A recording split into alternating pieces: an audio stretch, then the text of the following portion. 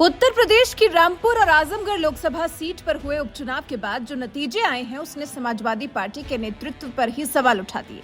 कांग्रेस और एआईएमआईएम जैसी पार्टियां जिनका यूपी में कोई जनाधार भी नहीं है, वो पार्टियां भी अब समाजवादी पार्टी को कोसने लगी हैं और कहने लगी कि सपा में वो कुव्वत नहीं है कि वो बीजेपी को मात दे। इस उपचुनाव के नतीजों के बाद जिस तरह से यूपी की छोटी छोटी पार्टियां भी सपा को नसीहत देने लगी हैं, उसे देखकर अब लगने लगा है कि कहीं सूबे के मुखिया योगी आदित्यनाथ की वो भविष्यवाणी सच तो नहीं होने जा रही है।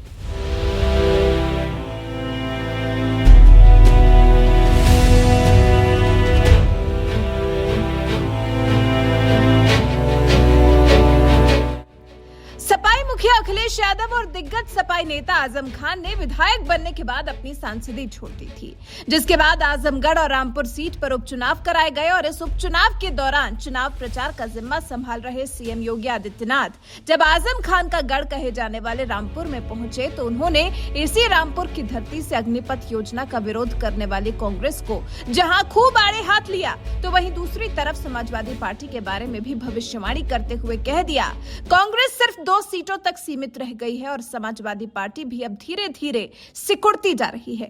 लोकसभा चुनाव आते आते सपा की भी यही दुर्गति होने वाली है। मुझे एक बात बताओ, जो लोग राष्ट्र की संपत्ति को नुकसान पहुंचा रहे हैं, क्या वे सेना में जाने लायक हैं? क्या उन्हें सेना में और पुलिस बल में जाना चाहिए? क्या सेना में राष्ट्रभक्त जाता है, राष्ट्र की संपत्ति को नुकसान पहुंचाने वाला नहीं जाता है। लेकिन विपक्ष नौजवानों को गुमराह करने का काम कर रहा है और इसीलिए देश की जनता बार बार देश के नौजवानों के भविष्य के साथ खिलवाड़ करने वाले इन विपक्षी दलों को बार बार सबक सिखा रहा है। उत्तर प्रदेश की जनता ने तो अभी दिया है, कांग्रेस केवल 2 सीट तक सीमित रह गई है। समाजवादी पार्टी भी धीरे धीरे करके अब सिकुड़ती जा रही है। लोकसभा चुनाव आते आते समाजवादी पार्टी की भी यही दुर्गति होने वाली है। और भाइयों बहनों, अन्य दलों का भी कोई पुरसा हल नहीं। सीएम योगी आदित्यनाथ ने तो भविष्यवाणी की थी कि साल 2024 का लोकसभा चुनाव आते आते सपा की भी दुर्गति होने वाली है, लेकिन आजमगढ़ और रामपुर सीटों पर हुए उपचुनाव के नतीजों के बाद लगता है सीएम योगी की भविष्यवाणी अभी से धीरे धीरे सच होने लगी है। जिस समाजवादी पार्टी को मुलायम सिंह यादव ने अध्यक्ष रहते हुए साल 2004 से सबसे ज्यादा 36 लोकसभा सीटों पर जीत दिलाई थी, आज अखिलेश यादव के राज में उसी सपा का हाल ये हो गया है कि मुलायम परिवार से सिर्फ अकेले मुलायम ही सांसद बचे हैं, जबकि पूरी पार्टी के सिर्फ 3 सांसद लोकसभा में हैं। एसटी हसन मुरादाबाद से लोकसभा सांसद हैं, शफीकुर रहमान बर्क संभल से लोकसभा सांसद हैं, मुलायम सिंह यादव मैनपुरी से लोकसभा सांसद हैं।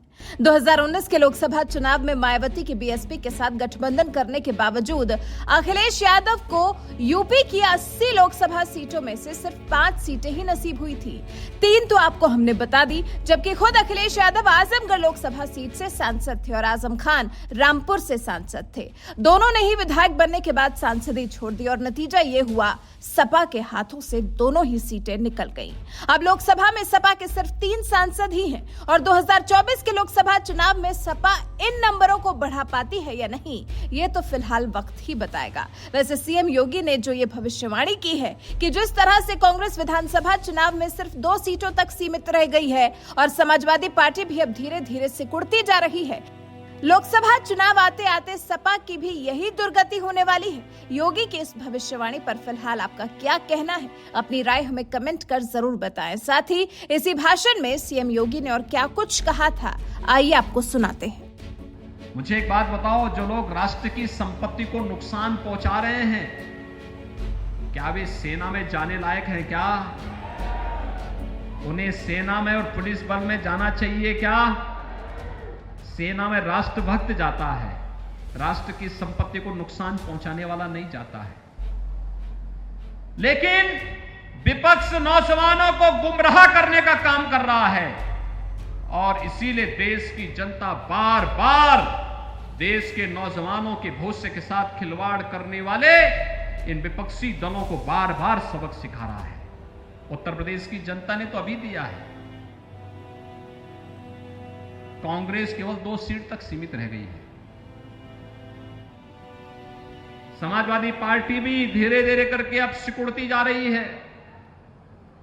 लोकसभा चुनाव आते आते समाजवादी पार्टी की भी यही दुर्गति होने वाली है। और भाइयों बहनों, अन्य दलों का भी कोई पुरसा हल नहीं। मेरी आप सबसे यही अपील है, भारतीय जनता पार्टी सुरक्षा और विकास के मुद्दे पर आपके साथ में है। डबल इंजन की सरकार आपके हितों के लिए कार्य कर रही है।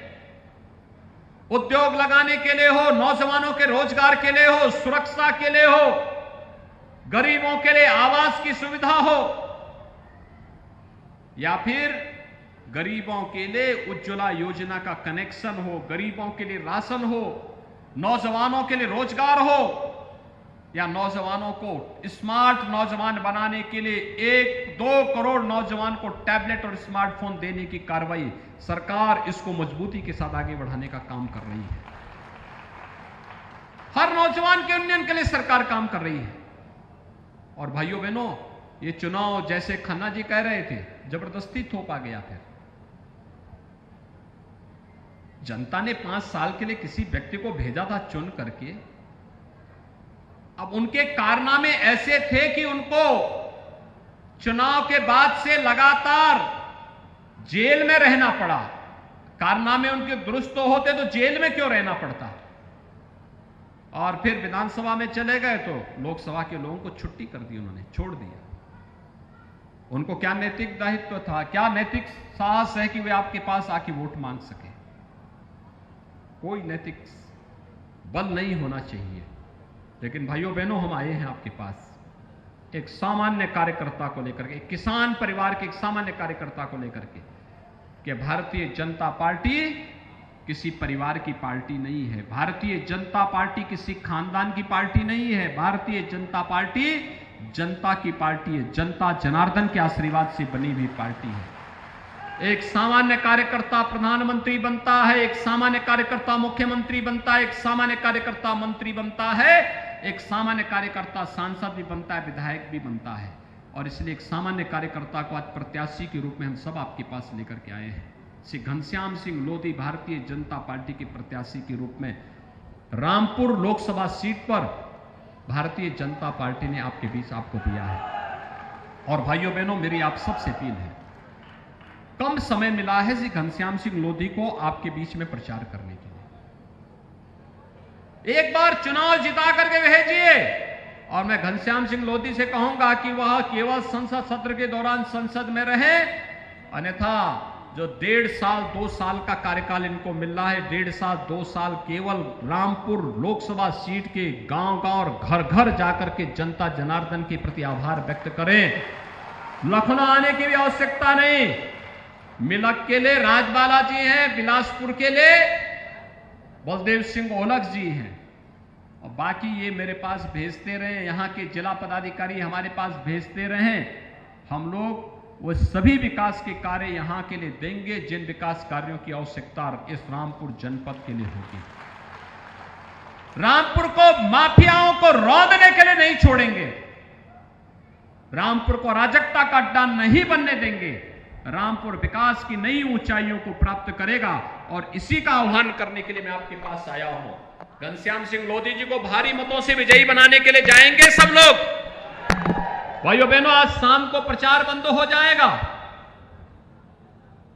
आज शाम अब से लेकर के परसों सुबह तक, मतदान प्रारंभ होने तक आपके पास घर घर जाने का अवसर प्राप्त होगा।